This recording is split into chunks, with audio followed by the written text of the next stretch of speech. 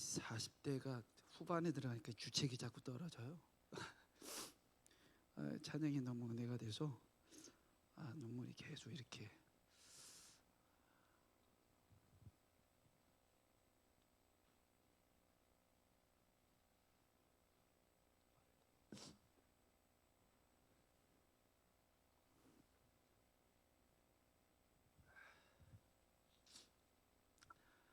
우리 인사합시다. 자, 자업분들하고 우리 인사합시다. 당신이 있게 행복합니다. 고맙습니다. 자, 계속 하세요. 자, 우린 그 이상의 일도 할 수 있습니다. 예, 하나는 모두를 위하여, 모두는 하나를 위하여. 그렇게 합시다. 아멘, 아멘. 코로나 아이고 참.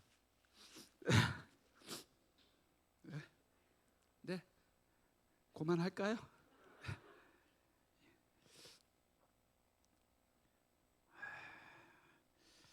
자, 이 코로나 때문에 요즘 남편들이 좋아하는 게 하나 있대요.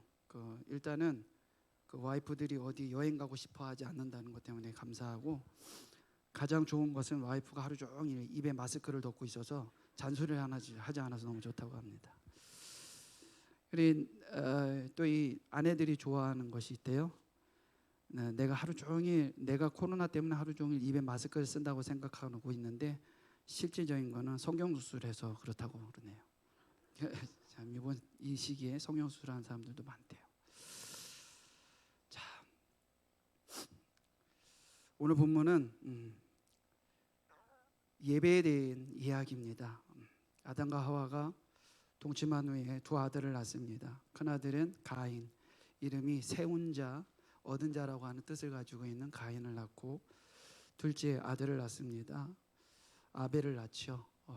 그의 이름은 허무하다, 허탄하다라는 뜻을 가지고 있습니다. 이 두 사람의 이름만 갖고도 굉장히 깊은 은혜가 있는데, 오늘은 그 말씀보다는 전하고 싶은 말이 따로 있어서 이 부분은 다음 시간에 한번 제가 다시 깊게 다루도록 하겠습니다.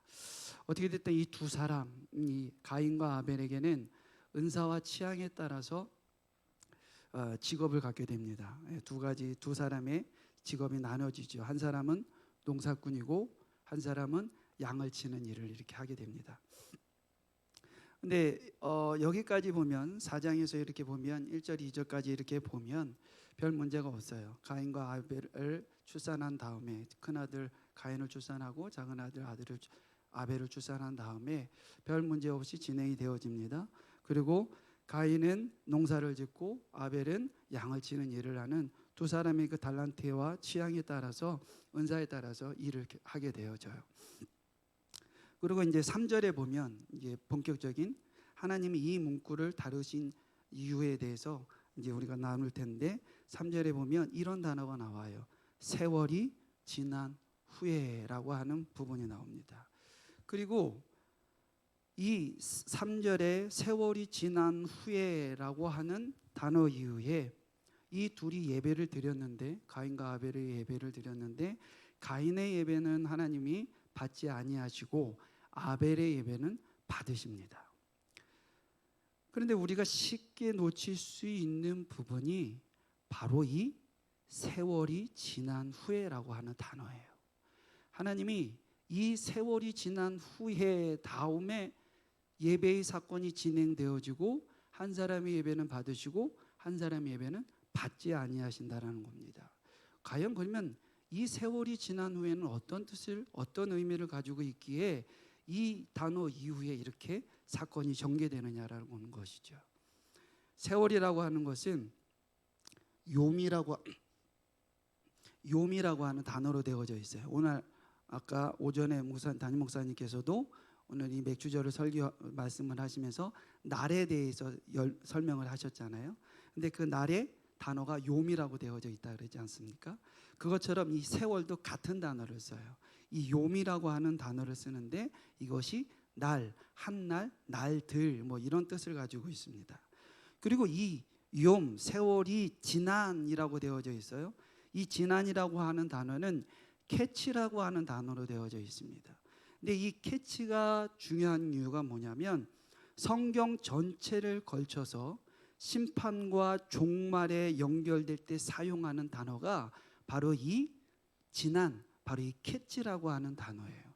그러니까 심판과 종말과 연결되어져서 어떤 문구를 만들어낼 때 그 날들이 지난이라고 하는 이 지난, 이 캐치가 바로 이 말이라는 것입니다. 그리고 나서 세월이 지난 후에라고 이렇게 말이 나오는 겁니다. 어떤 날이 종말을 향해, 심판을 향해, 끝을 향해 가고 있다라는 것을 말하고 있는 것입니다. 이 세월이 지난 후에라는 것을 단어대로 풀이를 하면 어떤 날이 종말을 향해서, 심판을 향해서, 끝을 향해서 가고 있다라고 하는 것을 이야기하고 있는 것이에요. 본문 속에서 다시 이것을 해석을 한다면 이것은 농사의 한 절기가 지난 후라는 것을 말하고 있는 것입니다. 또 양을 치던 한 시기가 끝난 것을 얘기를 하는 것이에요. 그러니까 양을 치던 농사를 짓던 간에 그 한 절기가 다 지난 후를 말하고 있는 것이 바로 이 세월이 지난 후에라고 하는 뜻을 가지고 있는 것입니다. 그리고 후에라고 하는 뜻은 열매가 나온다라고 하는 뜻이에요. 이 후에, 세월이 지난 후에. 근데 이 후에라고 하는 뜻이 가지고 있는 뜻은 열매가 나온다라고 하는 것입니다. 그러니까 결과가 나온다라고 하는 뜻이죠. 양치는 한 절기가 끝나면 어떤 결과가 나오는 것이고, 농사를 짓는 한 절기가 끝나면 어떤 결과가 나온다라는 것을 말씀을 하고 있는 것입니다. 그런데 이것을 통해서 하나님이 그러면 이 한 절기가 끝나고, 농사의 한 절기가 끝나고, 양에 치는 한 절기가 끝난 후와 이 예배가 과연 무슨 상관이냐라는 거죠. 왜 하나님은 이 말씀을 이 세월이 지난 후에라는 것을 명확하게 이 문구 안에 삽입하여서 어떤 의도를 말씀하고 있느냐 이겁니다. 우리가 알아야 될 진리가 하나 있는데요. 그것은 우리가 가장 중요하게 여기는 정체성, 이 아이덴티티가 무엇이냐라고 하는 거예요. 우리가 살아가면서 우리의 정체성을, 가장 중요한 정체성을 두어야 되는데 그 정체성이 무엇이냐라고 하는 것입니다. 우리의 가장 중요한 정체성은 예배자입니다. 할렐루야. 너는 누구냐라고 물어볼 때 저는 신자입니다, 저는 성도입니다, 이렇게 대답하는 것도 너무너무 좋고 훌륭한 대답이긴 하지만 본질적으로 우리가 하나님 앞에 고백해야 되는 것은 하나님, 우리는 예배자입니다, 이렇게 고백을 해야 되는 거예요. 할렐루야. 같이 한번 고백해 볼까요? 너는 누구냐? 우리는 예배자입니다. 할렐루야. 네. 이것을 필두로 왜 그러냐면 사도 바울이 당신의 삶을 통해서 그렇게 고백하기 때문에 그래요. 사도 바울도 복음 안에서 예수 그리스도를 영접한 후에 자신의 길고 멀고 험했던 자신의 인생을 하나의 제사로 표현을 하고 있습니다. 그의 유언 같은 디모데후서 4장의 말씀에 보면 그가 고백하는 장면이 나와요. 디모데후서 4장 6절의 말씀을 한번 우리 같이 한번 말씀을 볼까요? 디모데후서 4장 6절입니다. 같이 읽겠습니다. 시작. 전제와 같이 내가 벌써 부어지고 나의 떠날 시각이 가까웠도다. 아멘.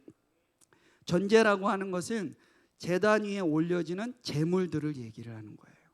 그러니까 이 전제와 같이라고 하는 것은 제단 위에 올려지는 제물을 이야기를 하는 것이고, 거기에 부어지고라고 하는 것은 포도주를 붓는 헌주의 행위를 이야기를 하고 있는 것입니다. 그러니까 이 전제라고 하는 것은 제단 위에 제사를 드리기 위해서 제물로 드려지는데, 이 부어지고라고 하는 것은 이 제사가, 이 예배가 다 끝나는 마지막 이 예배가 이제 끝나는 것입니다 라는 것을 보여줄 때에 마지막 그 제물 위에 헌주가 포도주를 이렇게 부어요. 그리고 포도주를 부음과 동시에 이 예배는 이제 다 끝나는 것입니다 라고 이렇게 이야기를 하는 것입니다. 사도 바울은 자신의 긴 인생 일생을 무엇이라고 이해한 것입니까? 길고 멀었던 제단에 드려지는 제물로 자신을 이해했던 것이에요. 바울이 자신의 죽음을 희생의 제사의 마지막 의식으로 이해하고 자신에게 남은 마지막 피 한 방울조차도 하나님의 제단 위에 쏟아붓고 가겠다라고 하는 결연한 이 순교 정신을 갖고 있는 것입니다. 전제와 같은 이 제단 위에 올려지는 제물이 지금 내 인생의 모습이고 내가 지금 걸어오고 있는 이 모든 여정이 지금 제단 위에 올려져 있는 제물과 같은 것이다 라고 고백을 하는 거예요. 그리고 부어지고라고 하는 것은 이제 예배가 맞춰지는 이 제사가 맞춰지는 그 제물 위에 헌주가 포도주를 붓는 것 같이 느껴진다는 것을 고백을 하는 것입니다. 사도 바울은 그의 영적인 아들 디모데를 통하여서 디모데 전후서를 통하여서 유언과 같은 이야기를 그에게 이야기를 하고 있는 것입니다. 지금 4장 6절의 말씀을 고백하고 있는 이 사도 바울의 심령은 지금 이 감옥 안에서 자기를 향하여서 죽음이 엄습해 오는 것을 느끼고 있는 것이에요. 죽음이 이제 나를 향해서 오고 있구나. 내가 이제 얼마 안 있으면 죽고 없어지는데 라는 것을 이것을 직감적으로 느끼고 있는 것이에요. 그리고 자신의 길고 길었던 인생들을 다시 돌이켜보며 그의 영적인 아들 디모데에게 이야기를 하고 있는 것이 내 인생은 마치 예배와 같은 인생이다라고 하는 것을 말씀을 하고 있는 것입니다. 전제에 드려진 제물과 같이 내 인생은 예배의 모든 것으로 드려진 것을 얘기하고 있는 거예요. 로마서 12장 1절의 말씀에 보면 사도 바울은 고백을 합니다. 너희 몸을 하나님이 기뻐하시는 거룩한 산 제사로 드리라고 이야기를 합니다. 이와 같이 사도 바울은 자신의 모든 자신의 육체, 자기의 인생, 자기의 시간, 모든 에너지들을 다 하나님 앞에 제사로 드리고 예배로 드린다는 것을 말씀을 하고 있는 것이에요.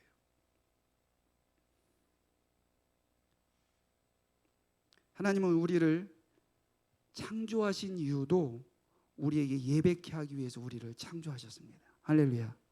믿으십니까? 우리를 하나님이 인간을 창조하신 그 이유는 하나님이 당신을 인간을 통해서 영원히 즐거이 찬양하기 위해서 예배드리기 위해서 인간을 창조하신 것이에요. 그렇다면 우리의 인생은 무형의 예배이든 유형의 예배이든 길고 멀고 험난한 예배자의 삶을 이미 우리는 살아가고 있는 것입니다. 그리고 시작되어지고 우리는 그 예배의 여정을 지금 걸어가고 있는 것이에요. 예배자의 삶을 살아가고 있는 것입니다. 그런데 이 예배가 이 땅에서 끝나는 시기가 옵니까 안 옵니까? 반드시 옵니다. 개인의 종말로 오든지 역사적인 종말로 오든지 우리의 인생의 종지부를 찍는 그런 종말은 온다라고 하는 것이에요. 그 종말이 올 때 우리의 모든 예배는 끝나는 것입니다. 사도 바울은 마가복음 4장 29절의 말씀에 보면 열매가 익으면 곧 낫을 대나니 이는 추수 때가 이르렀느니라 라고 말씀을 하고 있어요. 우리를 추수 때에 우리의 모든 예배의 마지막 종착지를 추수 때라고 이야기를 하고 있는 것입니다. 예배는 맞춰지는 시간이 반드시 있습니다. 그 심판, 그리스도의 심판 앞에 서는 날이 반드시 어느 누구든지 다 온다라고 하는 것이에요. 심판이라고 하는 것은 부정만 있는 게 아니에요. 긍정도 있습니다. 그 심판을 통해서 하나님의 백성이 나눠지는 것입니다. 심판은 단순히 부정적인 의미만 있는 것이 아니라 그 긍정적인 의미로 하나님의 천국 백성으로 데려간다는 의미도 있는 것입니다. 우리는 그 시간을 맞이할 것입니다. 언젠가는 우리는 그 시간을 맞이할 텐데 그때가 바로 세월이 지난 후에라고 하는 것입니다. 그 결과를 가지고 그 열매를 가지고 우리는 그 시간을 그리스도 앞에서 대면하게 돼 있는 것이에요. 오늘 창세기 4장 3절의 말씀에 하나님은 세월이 지난 후에 가인과 아벨의 제사를 봅니다. 그리고 아벨의 예배는 받지만 가인의 예배는 받지 않으셔요. 드려진 농작물, 첫 곡식, 양의 차이, 그것이 아닙니다. 하나님은 세월이 지난 후에라는 단어를 통하여서 가인의 인생의 한 절기가 끝난 그의 삶을 바라보며 너의 인생의 너의 한 해의 삶의 예배를 너는 드렸느냐라고 하는 것을 말씀을 하고 있는 것이에요. 한 절기가 끝나는 동안 아벨은 믿음의 예배를 주님 앞에 모든 시간 사도 바울이 고백하는 것과 같이 전제의 제물로 드려지는 모습으로 아벨은 그 예배를 드렸지만 가인은 단순히 지금 오늘 주어진 이 예배의 시간에 자기가 수확한 1년에 수확한 그 곡식물 하나만 첫 열매만 드린 것에 예배를 다 드렸다라고 얘기를 하는 것입니다. 그런데 하나님은 그 예배가 다가 아니라 한 절기가 끝난 이 세월이 지난 후에 너의 모습을 보니 네 삶에는 예배가 없었다라고 말씀을 하고 있는 것이에요. 사랑하는 성도 여러분들, 오늘 저에게 눈물이 계속 나고 가슴이 아팠었던 건 바로 이 부분입니다. 저도 저의 예배가 깨지니까 자꾸 감정이 올라오고 분노가 올라오고 자꾸 지식이 쌓이고 자꾸 평가하게 되고 제 예배가 무너지니까 하나님의 의와 뜻을 바라보지 못하고 교회가 교회되게 서기 위해서 하나님이 나를 이곳에 보내주시고 세워주셨는데 그 사명을 마치 다 감당하지 못하는 그런 자괴감이 막 들더라고요. 말씀을 준비하면서도 계속 눈물이 났는데 오늘 찬양을 듣는데 막 가슴이 메어지는 그런 아픔이 막 오는 것입니다. 사랑하는 성도 여러분들, 오늘 우리가 이곳에 있다고 우리가 예배를 다 하나님이 받으시는 것이 아니에요. 우리의 예배는 우리가 살아가는 모든 과정이 하나님 앞에 드려지는 예배가 되어져야 되는지 믿습니다. 우리 그런 예배자로 사는 저와 여러분들이 되어지기를 주의 이름으로 축원합니다. 기도하겠습니다. 찬양단 올라와 주시고요. 사랑의 하나님 고맙습니다. 감사합니다. 하나님, 예배가